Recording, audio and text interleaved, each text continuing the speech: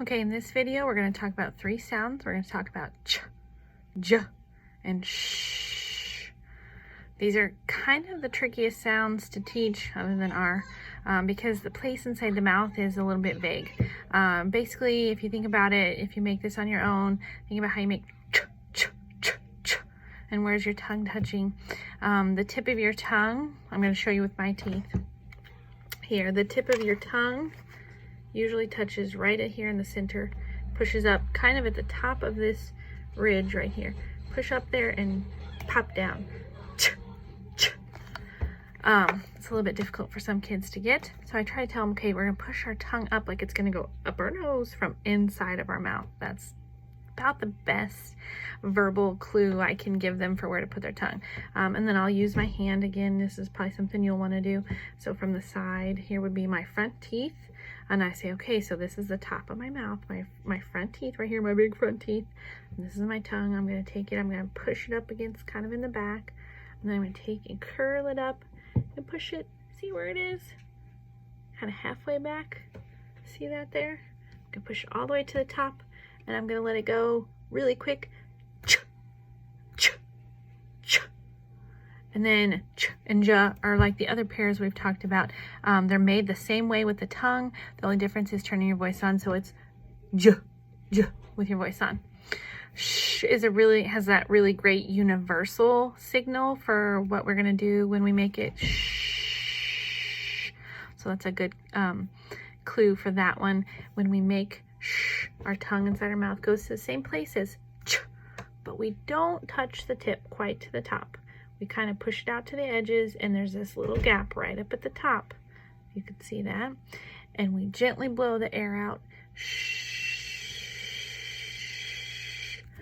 So sometimes what I'll have kids do to get to that point, to get their tongue back in the right spot, is I'll tell them to start it up here and make an S if they can make an S, and slide their tongue back, so it'll be something like this.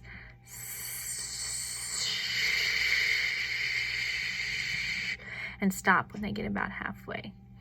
Also, sometimes for ch and j, I'll do this ch, j. But for little bitty kids, or for smaller kids, or some kids who are having a little bit of difficulty understanding things, they might think that our tongue's supposed to go to the side. Go to the side. They didn't understand that. And so I kind of have to pick and choose who I use that cue with. But it's a good one, you know, to kind of show them where in the word that sound is going to come up. So like hatching, or hatch, or batch, or cheek.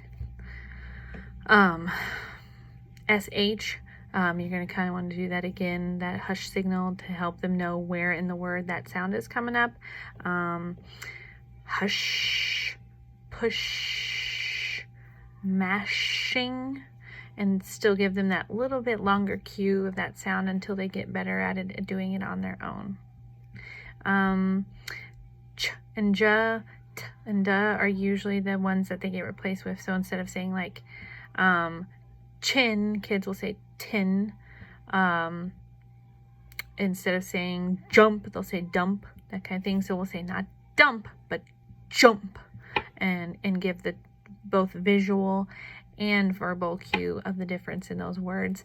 SH, the most common error for that would be making it an S. So ship becomes sip.